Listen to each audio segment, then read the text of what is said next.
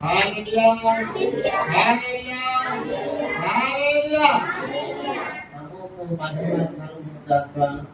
ప్రియులారా, దేవుని బట్టి మరొక ప్రభుత్వంలో మనం చేరి దేవుని నామాన్ని ఆరాధించాం, మహిమపరిచాం, కొనియాడాం. దేవుని యొక్క కృపను బట్టి విశ్వాసంతో మనం ప్రభు ఆత్మ కొరకు ఆసక్తి కలిగి వినవలసిన సమయంలో మనం వచ్చింటున్నాం. వినుట వలన విశ్వాసం కలుగును. వినుట క్రీస్తు మాటల వలన దేవుని వాక్యము క్రమముగా మరి చక్కగా వినడం వల్ల మన జీవితంలో దేవుడిగా విశ్వాసం అనేది కలుగుతుంది. విశ్వాసం లేకుండా దేవుని ఇష్టదైన అసాధ్యం. విశ్వాసులే దేవుని రాజ్యానికి ప్రవేశించదు. చర్చికి వెళ్ళిన వాళ్ళందరూ అదిగా విశ్వాసాన్ని సంపాదించుకొని దేవుని చూస్తూ జీవించగలగాలి. కనుక మనకు అనేక రూపాలలో అనేక కార్యక్రమాల రూపాలలో మనం దేవుని వాక్యం అందించబడుతూ ఉంది.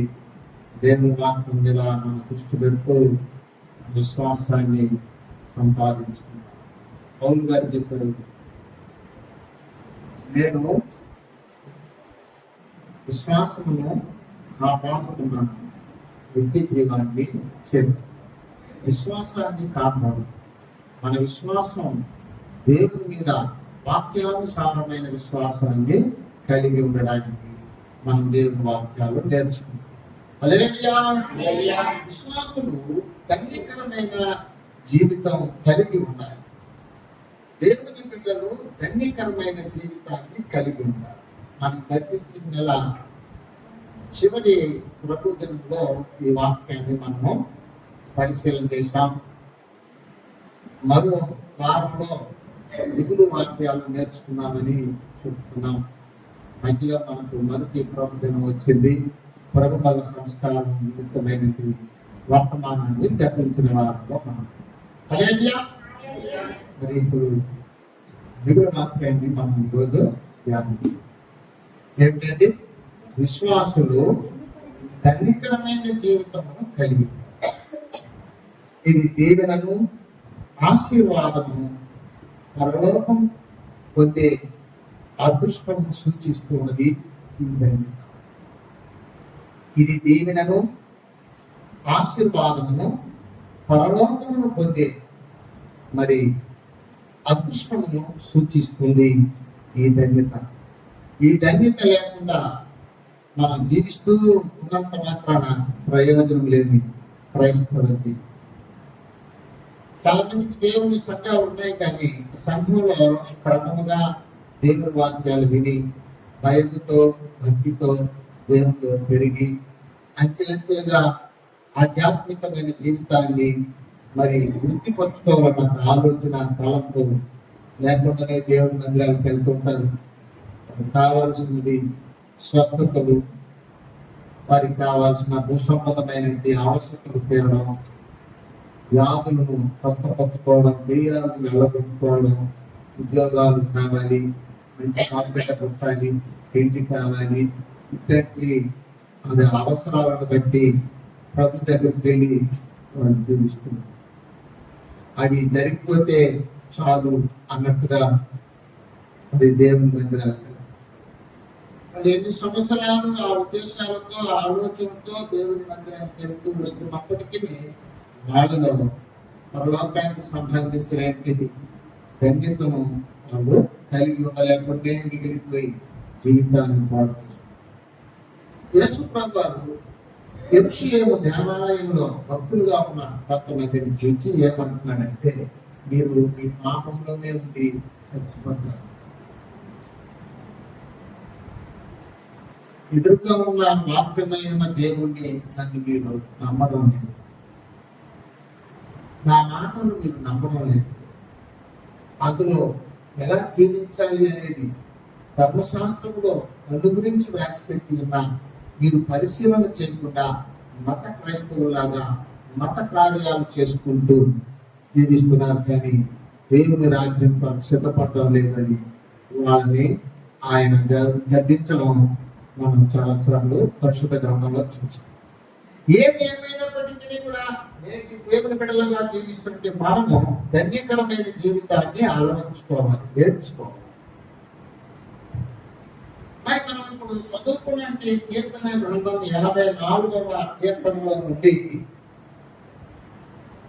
ధన్యత పొందుకోవడానికి ఆసక్తి కలిగిన వాళ్ళకి అందరికీ కొన్ని సూచనలు, మార్గాలు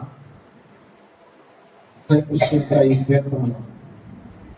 వాటిని అనుసరించి అలా జీవించగలిగితే మనం కూడా ధన్యతను పొందుకోవడానికి అవకాశం, ధన్యకరమైన జీవితాన్ని అనుభవించి పరలోకం కొరకు ప్రయాణం చేసే మనము మన ప్రయత్నాలంతట్లో మనం సక్సెస్ అవ్వి, ప్రయత్నాలంతట్లో మనము మరి ఫలించే ఆ యొక్క క్రైస్తవ జీవితాన్ని మనం కొనసాగించవచ్చు. అందు నిమిత్తమై ప్రభు ఆజ్ఞలు తెలియజేస్తున్నారు.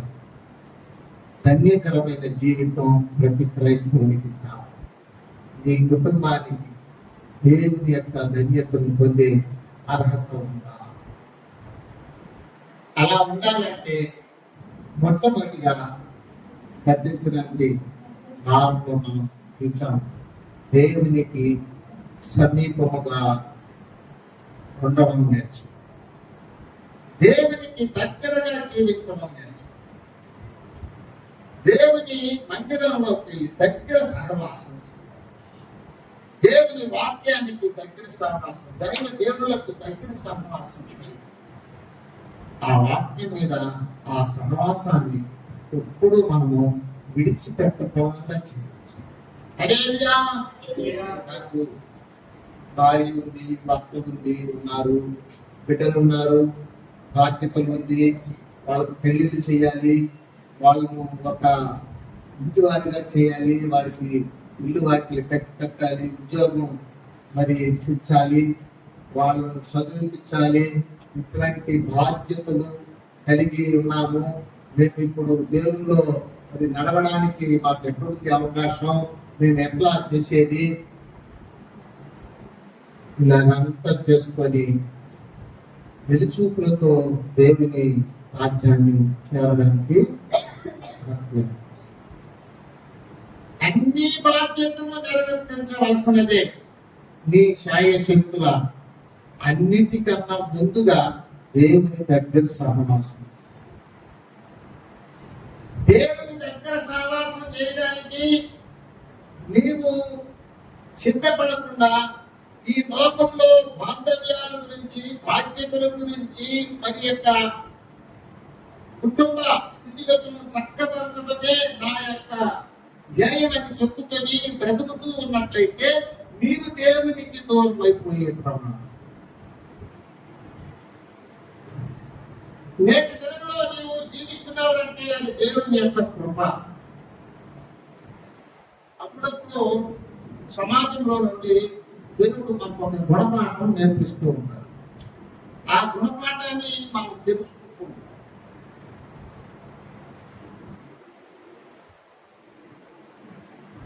అంచేత మీ ఆత్మను రక్షించుకోవడానికి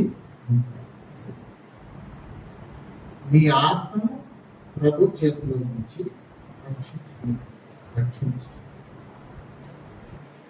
దీన్ని ధన్యులు అని, ధన్యకరమైన జీవితం.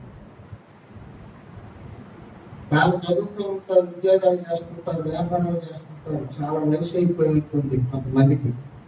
కొంతమందికి మంచి జ్ఞానం ఉంటుంది, సంసార జీవితాన్ని అంటే చక్కగా నడిపించగలిగే తెలివితేటలు ఉన్నట్టు అనిపిస్తూ ఉంటారు.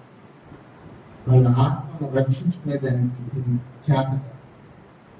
వాళ్ళు ఏం చేయగలుగుతారు? మొదటి న్యాయం వాళ్ళకి. నిన్ను రక్షించుకునేదానికి దేవుడు అన్ని రకాలుగా నీకు సహాయం చేస్తూ ఉంటున్నప్పటికీ రక్షణలో నిలబడడానికి చేత కానప్పుడు మరొకరికి నువ్వు ఏం చేయగలుగుతావు అంటున్నాడు. నీవు సంపాదించినవి ఎవరిగా ఉన్నాయి? ఎందుకు నీవు జీవితాన్ని తప్పుగా ఎంచుకుంటావు? దేవుని బిడ్డలు పిలువబడిన వారు, లోకంలో ఉండి ప్రత్యేకంగా పిలువబడిన వారు దేవుని సన్నిహిత సహవాసం కలిగి తమ ఆత్మను రక్షించుకుంటూ రక్షణలో ఉంటూ మరొకరికి హెల్ప్ చేయాలి. మరొకరికి హెల్ప్ చేయడం కోసమని నీ ఆత్మను నీ జీవితాన్ని పాడు చేసుకోవాలని చెప్పలేదు.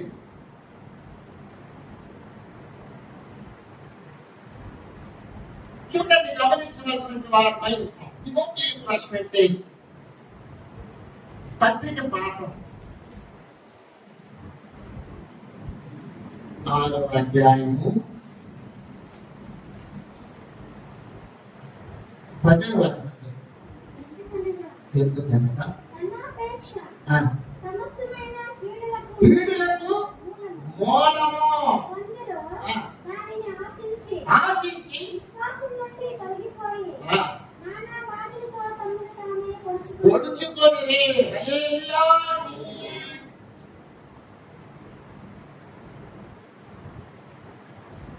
మనసు మారితే మనిషి మార్గం, మనిషి మారితే మార్గం మారు. మనసు మారకుండా మనిషి మారం. కష్టాలు ఉంటాం, బాధలు ఉంటాం, వాళ్ళు చెప్పినారు, వీళ్ళు చెప్పినారు,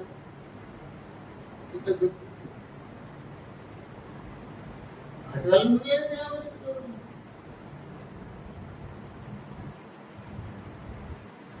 చిన్న పిల్లలు అంటే చిన్న పిల్లలనే కాదు, అక్కడ వస్తుంది.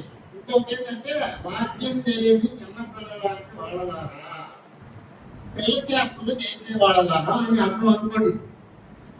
ఇట్లా చర్చకి పోతాం, మన దాంట్లో పోతాం.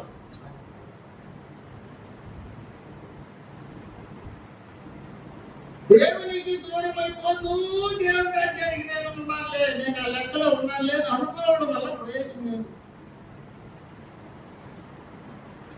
మా ఇంట్లో వాళ్ళని కాపాడాలి, మా బంధువులను చూసుకోవాలి, 10 మందితో బాగుండాలి అని అనుకుంటూ వాళ్ళకు కూడా దేవుడు వాళ్ళు లేదు నిలబెట్టాలని అని చెప్పుకుంటూ చివరికి తాము పడిపోతున్న వాళ్ళు నీ ఆత్మను నరకంలో నశింప చేయగల వానికి మిక్కిలి భయపడాలి. ఒకసారి గల్తీ పత్రిక 6వ అధ్యాయము 1వ వచనంలో సహోదరులారా, ఒకడు ఏ తప్పిదములోనైనను చిక్కుకొని ఎడల ఆత్మ సంబంధులైన మీరు ప్రతివాడును తాను శోధింపబడునేమో అని తన విషయమై చూచుకున్నట్టు సాత్వికమైన మనసుతో అతి వారిని మంచి దానికి తీసుకొని రావాలను. ఎవరైనా బలహీనమై ఉంటారనేసి వాళ్ళని రక్షించాలని చూసుకుంటూ ఉన్నట్టుంటే నువ్వు కూడా పడిపోతున్నావు. ఈ విషయం చూసుకోవాలి ఫస్ట్. ఈ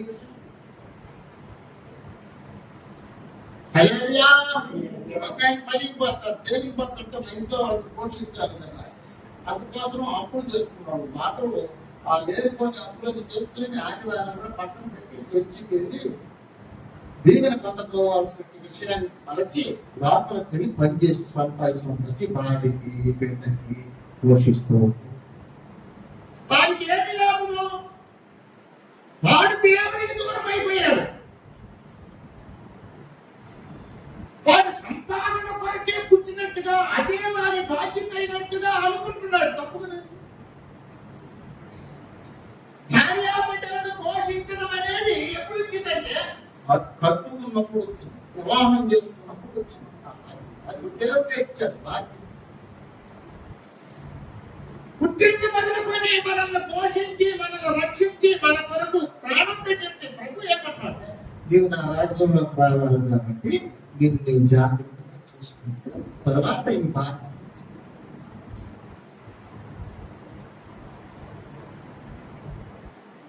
దీనికి బ్యాలెన్స్ గా ఏం చేయాలంటే మనము తెలుసుకుంటూ జీవించాలి. ఇంకా చెప్పాలంటే నీ ప్రాణం కన్నా వాళ్ళ ప్రాణం నీకు ముఖ్యం కాదు. నీ ఆత్మను నువ్వు దేవుని రాజ్యంలోకి నడిపించుకోవడం కన్నా వాళ్ళను పోషించడం ముఖ్యం కాదు. ఉంటావు పాపం గ్యారెంటీ.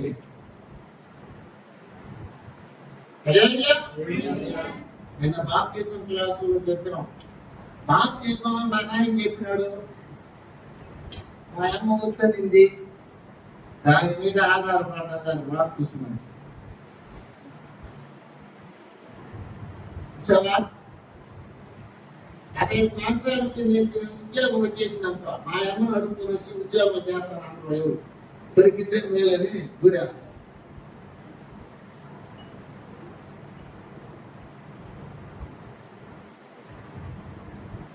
పెళ్లికి తీసుకోవాలి బాప్తీసం, అవన్నీ ఎందుకు? నువ్వు నన్ను బలవంతం చేసుకో, నేను నీకు బలవంతం చేయను అన్న వాక్యాలు పరిశుద్ధ గ్రంథం. చాలా మంది పెళ్లి కోసం బాప్తీసాలు తీసుకొని పాపురాలు చిక్కిపోయినాయి, పాపురాలు వేస్ట్ అయింది. మారు మనసు లేకుండా చేయండి.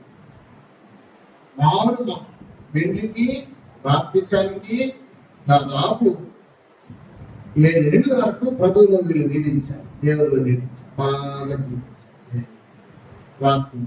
చర్చికి వెళ్ళారు. అమ్మ నాన్నలు చర్చికి తీసుకోపోయి వాళ్ళని పరిచయం. దేవునికి సమీపముగా ఉన్నారు. దేవునికి సమీపముగా ఉన్న వ్యక్తి నేర్చుకునేసినారు. దాన్ని ఇక్కడ నేర్చుకునేది ఏమి? పాటలు నేర్చుకునేది, ప్రార్థన నేర్చుకునేది, బైబిల్ నేర్చుకునేది. పురుషుడు సగవండి అంటే ఎవరు లేరు పురుషులు.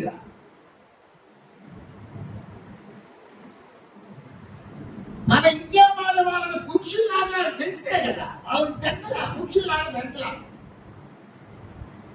పిలుపులాటలు ఆడుకునే పిల్లకాయలను కోరిన వారై ఉన్నారని మత్తయి సువార్తలో యేసు ప్రభువు గారు చెప్తున్నారు. చేసేదేమో పెద్ద పెద్ద పనులు, అరవడానికి పోతేమో పిల్లల పాత్ర పనులు అరవడుకుంటారు.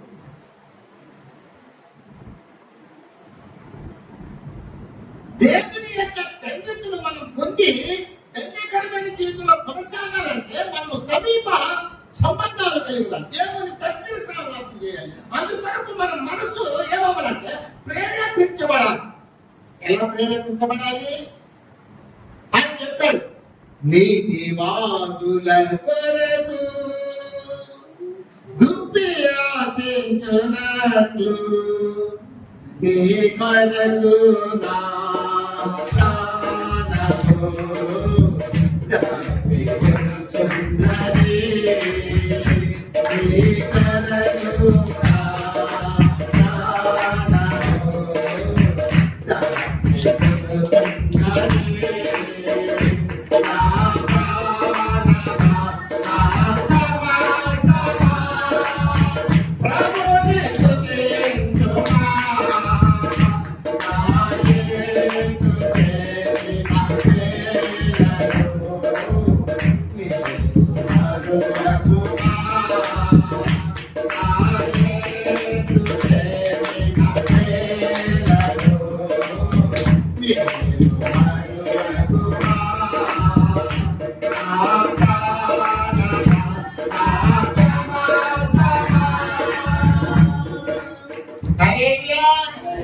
ఎందుకు స్తుతించలేదు అంటే నీవు దేవుడు చేసిన మేలను మరిచిపోయావు, నీకు గుర్తులో లేదు. కాబట్టి చేతులు తప్పలా, ప్రార్థన చేసేలా, పాట పాడేలా, పరుగులు తీసి దేవుని మందిరానికి వెళ్ళి సన్నిహిత సంబంధాలు కలిగి దేవునికి దగ్గరగా జీవిద్దామనే ఆలోచన వెళ్ళి చేస్తుంటాడు. దేవుడు చేసిన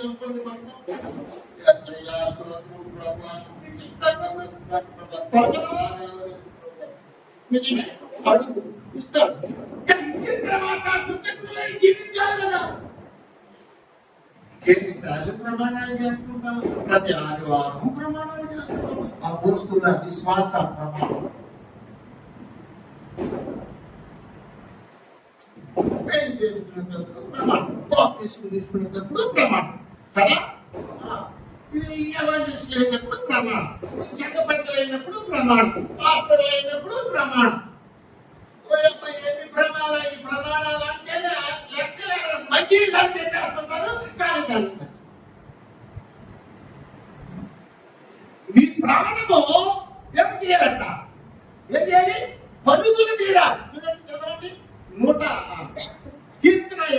వచనంలో 2వ వచనం చదవండి. యెహోవా మందిర ఆవరణములను చూడవలనని నా ప్రాణము ఎంతో ఆశపడుతున్నది. అది సొమ్మసిల్లిపోతుంది. ఏమైపోతుందో పోలేకపోతున్నారు.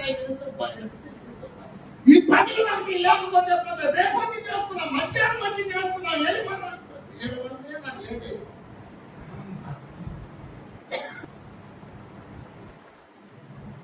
ఆయన చదివిందంతా నీ మైండ్ లో ఉండాలంటే ఈడొచ్చి బ్లెస్సింగ్ తీసుకోవాలి. ఇది అర్థం చేసుకో. పెద్దవాళ్ళు అర్థం చేసుకోండి. పిల్లలకి ప్రభువుని పట్టియండి. లేదు చదువు చదువు చదువు అంటే ఏమి చదువు మన బయట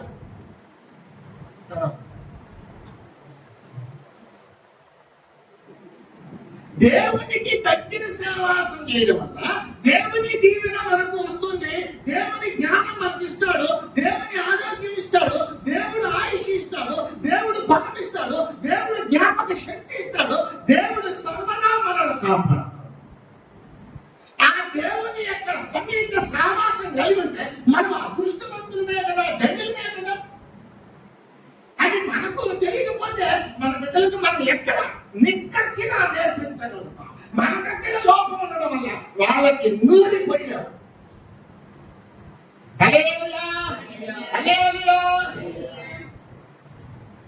చాలా రాలేదు కదా.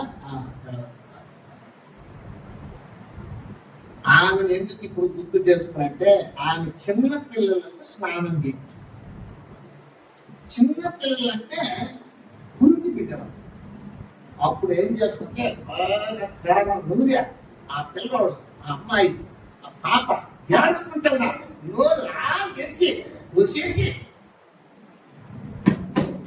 రక్తుంది. ఈపుని బాగా అది పోస్తే వానిలో ఉండేది ఆ చుట్టూ అంతా ఏమైపోతుంటా బయటకి హెల్తీగా ఉంటాడు, ఆరోగ్యంగా ఉంటాడు. బిడ్డలు కావడం కాదు, సాగరం నేర్చుకోవాలి. బైబిల్ నేర్పిస్తుంది. వాని బెత్తముతో కొట్టని ఎడల వాడు దేవునికి దూరమై పాతాళంలోకి వెళ్ళిపోతాడు అన్నాడు. బెత్తానికి పాతాళానికి లింక్ నిలబెట్టి నువ్వు షర్టు కొనిచ్చేసి, నువ్వు నల్ల షర్టు కొనిచ్చేసి, బాగా పైకి కొనిచ్చేసి, అది చేసి ఇది చేసినావు కానీ పాతాళంలోకి వెళ్ళకుండా జాగ్రత్త పడే సూత్రాలు నువ్వు నేర్పించలేదు కదా. అందుకే కదా నీ మీద తిరగబడేది. ఏమంటున్నాడు ప్రభు? ఏమంటున్నాడు కృష్ణ? ఎఫెసీ పత్రిక 6వ అధ్యాయము 2వ వచనంలో ఏమంటున్నాడు కృష్ణ? తండ్రిలారా, 2:3లో పెట్టి, తండ్రిలారా మీ పిల్లలకు కోపము రాబోక ప్రభు శిక్షలోనూ బోధలో పెంచండి. పాపం ఎందుకు వస్తుందంటే శిక్షణ లేదు, శిక్షణ లేదు, బోధ లేదు. బోధ లేదు కాబట్టి నీ మీదకి వాళ్ళు తిరగబడతారు. నువ్వు అన్ని సంపాదించుకున్నావు కానీ దేవుని సంపాదించి ఇవ్వడం లేదు అని అనుకో. ఈ వల్ల కావాలంటో రేపు నీకు ఇచ్చినట్టే గర్భఫలంలో నువ్వేం చేశావంటే పాడు చేసినావు. నీ మీద నేరం ఒకటి మాపబడి